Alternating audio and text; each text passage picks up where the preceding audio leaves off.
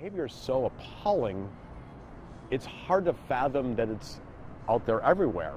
And I get that maybe it is, but I just don't see it. One of my coworkers just made a really sexist comment in front of another one, and we were at happy hour afterward, and she was telling me about it.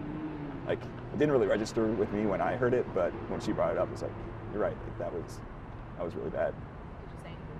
To him? Oh yeah. He happened to be a good friend of mine, so it was like, you gotta watch yourself. Do you think it's harder now to be a female? Or do you think it's harder now to be a male after all these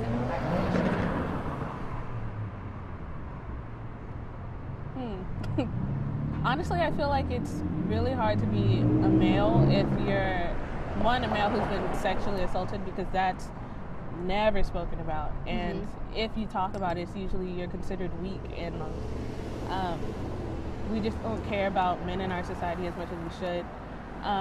As well as I kind of feel bad because all my male friends well, I don't feel bad. I'm happy that they feel the need to like make sure that I feel safe, and I'm glad about that. But it also it puts a burden on all of us, and I feel like that's very necessary.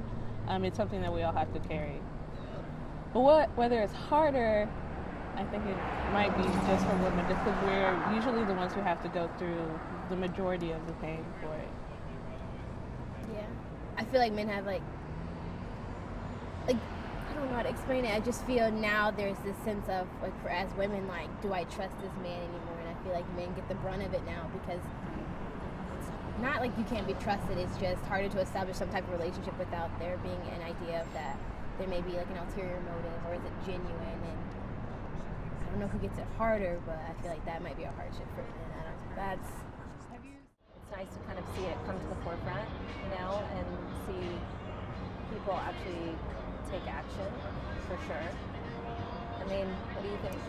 Yeah, I think sometimes social media platforms are a little bit difficult to make the best use of. I think sometimes it's difficult because you don't know someone's full story just because they're participating in something or a movement. But I think the best benefit from the whole Me Too wave has been the conversations outside of social media. I mean, I know I've participated in a few, and people have brought stuff up that wouldn't have been brought up if it wasn't going on. But I wouldn't say necessarily that the best benefit or positives are coming because people are posting stuff about it, but because of the personal interaction that's happening outside of that.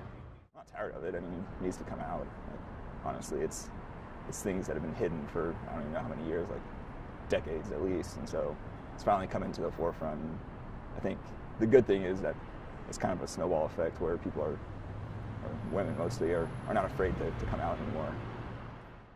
But I think that what we're seeing now, at least what I'm seeing in the media, is you're starting to see it kind of come back to full circle, whereas initially it was everybody was kind of swinging in one direction.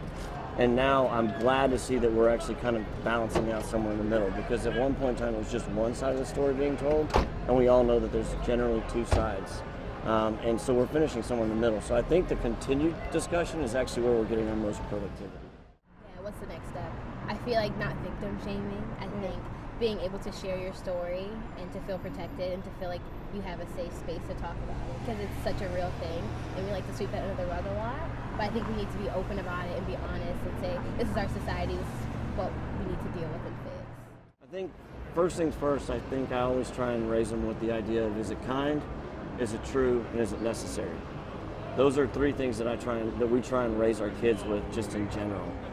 Beyond that, I would try and teach my kids to be tough people. I mean, I don't want to raise someone that's going to raise a red flag every time something that they think might be questionable happens. But on the flip side of that, I want them to be strong enough that if something questionable does happen, that they're comfortable enough to actually address it.